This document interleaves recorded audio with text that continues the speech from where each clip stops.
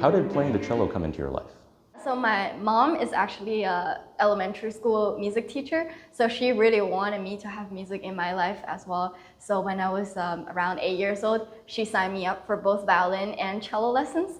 But everyone wanted to take violin lessons, so it got full, So then I ended up taking the cello lessons. And then I actually didn't like playing the cello until I was in high school because practicing is pretty difficult for a kid.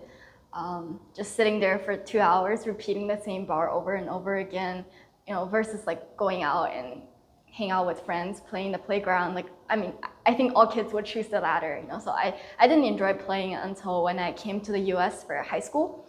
So I was studying with a cello player from the National Symphony Orchestra, and just hearing him play each week at such a high level helped me improve a lot in a very short period of time as well. And he's just very good at teaching. So as I improved, I got a lot more opportunities coming my way.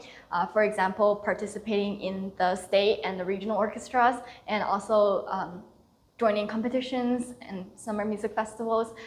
Those opportunities helped me got exposed to a larger music world and to a lot of friends that play much better than I was, and also a lot of teachers, also, their different teaching styles that all inspired me in different ways.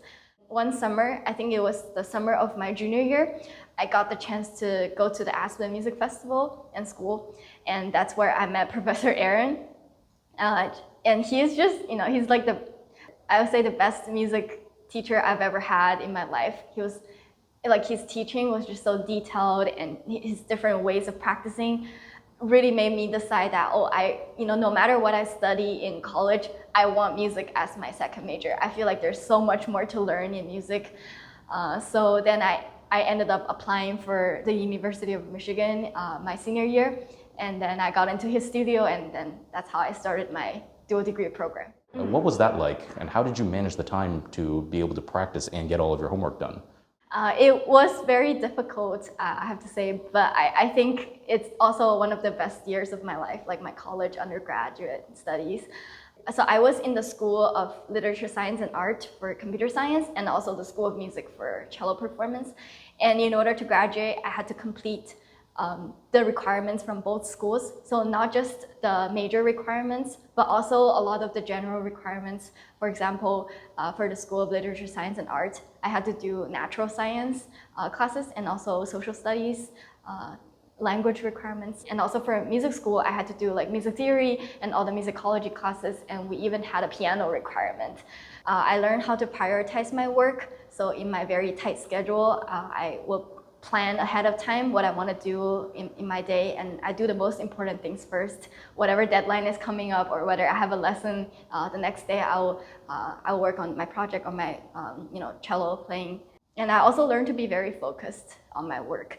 So because I had limited amount of time, I have to really use my brain when I practice or when I work on stuff, and not just go on my phone because I can't afford wasting time. Now that you've graduated with a dual degree in computer science and in cello, what are you doing now? So I currently work as a software engineer at a tech company, but music is still in my life even though I'm not playing full-time. So I joined summer music festivals where I got to play with other players in orchestras as well, and I also I've been taking some courses online. So I've been trying to improve my music arrangement skills. So I'm currently taking a Berkeley online course on music arrangements. So what made you decide on software engineering ultimately over doing a career in music? So when I was a freshman in college, I was like, what should I do when I graduate? I knew I wanted a job for sure. So I started looking at people around me and what they're doing, especially for music for my studio. I had a lot of really, really good players in my studio. And I see what they're trying to do when they graduate. And for music, the career choices are either teaching or becoming an orchestra musician, and or become a soloist or chamber musician, which is like way harder. So realistically for me, it was just either teaching or playing in the orchestra. For computer science, I just see there are just so many jobs out there. like for music, I'll have to be the top 0.0001% player to win a good orchestra job. But for CS, for software engineering, maybe I just have to be the top 20% for me to make a decent living. So that's why I chose software engineering. And I can still keep music in my life. I thought about it. I really love playing and I love performing. So even though I do not be a musician full time, I still can go to music festivals or just playing with friends and playing for gigs. I can still do those. Those are the things I actually love. It brings me a lot of joy when I play for people. So that's why I enjoy playing at a high level, because I feel like there's so much that I know about music. When I go to a concert, I used to fall asleep all the time before I went to music school. But now I stay awake. I hear the balance, I hear the chord progressions, I hear the cadences, I hear how soloists they play all the concertos that I've played. I see how they treat things differently, how they play notes differently. I just feel so involved in the process just by listening to great players as well, going to concerts. I feel a lot of joy in this. I'm really thankful for my experience going to the music school, even though I'm not a musician. It still brings me so much joy in life.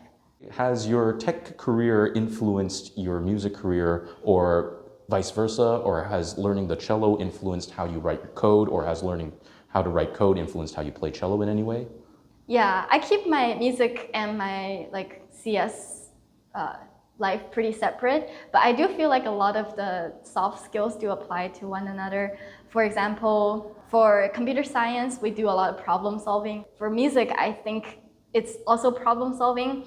A lot of time we try to achieve a sound that we want, or conquer a really difficult technical passage.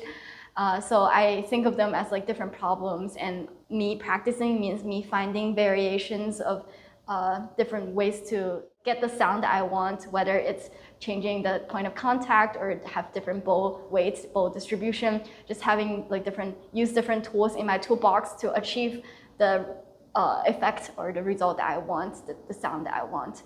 And also, I think a lot of the detail-oriented mindset I have in computer science also helps in cello. I remember my professor always tell me you have to love every note that you play, the beginning of the note, the end of the note, the middle of the note. Everything is important in music. Every little detail makes your music better. So yeah, I feel like these soft things definitely apply for both fields. And how has music affected your social life at all? I would say going to the summer music festivals, they're one of my best memories in life, just because I met so many friends and mentors there. For example, I met my best friend when I was in a festival 8 years ago. She's still my best friend to this day. We call all the time, even though we are in very different career paths now. She's still a full-time musician while I've pivoted to another career. We still have so much to talk about. I'm very thankful that I have music in my life and all the friends. What advice would you give to any aspiring music student today? Say, imagine your younger self from high school, wanting to study music, but not being quite sure of what to do afterwards or what career paths might be available to them. Yeah, I think just keep an open mindset, especially if you're still in high school, you don't know what's out there. I didn't know to study computer science when I was in high school. It was after I entered college, then I choose my major. First step should be exploring all the options you have. So you have to know what's available out there for you to make a choice on what to do, right? So if you are really interested in music and you're considering a music career, I think it's very helpful to go to more music festivals and just meet people that are much older than you are, and see they might already have a career in mind, whether they want to be a chamber musician or have an orchestral career. They already have something in mind and they're working towards it, and you can see what their life is like. And if you want to study something else, I think going to a school that's not just for the School of Music will be very helpful. So for me, I went to the University of Michigan, where it's not just a music school, but also the school with literally every single major out there that you can think of, and that really opened my opened my eyes. Like I didn't even know there are so many majors out there, and I could take classes from different schools, not just the School of Music. So I was able to explore a lot of the other options. And once you have like a career you have in mind, I think it's really helpful to be goal-oriented and just lay out the exact plans you want to have to achieve your goal. So yeah, so I think choosing what to do, exploring options, and then having a plan and then execute is what I would advise younger students to do. Who have been the biggest influences on your career, either tech or music or anything else in your life? Yeah, I definitely think Professor Aaron is the biggest influence for me musically. He's just someone that makes me like never run out of ideas when I practice. Like for one bar, he can come up with like a million ways for you to play this bar differently. I think technically, like he helped me build a really solid foundation to conquer any hard passages. And musically, like he just has so many ideas. He doesn't like tell you what to do, but like he lay out all the options that you can possibly have and encourage you to think of more. And then you choose the style or the way that you want to play this passage yourself. And I think every time I have a studio class at Michigan, like I hear my studio mates play, I'm like, wow, this sounds perfect. Like I can't imagine, like, what can you say about this playing? You know, it sounds so good. And then Professor Aaron always have something to say that you're just like, wow, like tweaking that little thing can really make the music even better. Like it's already so good. One thing over again differently from throughout your career, what would that be? I wouldn't change a thing. I love everything that I did. Very good.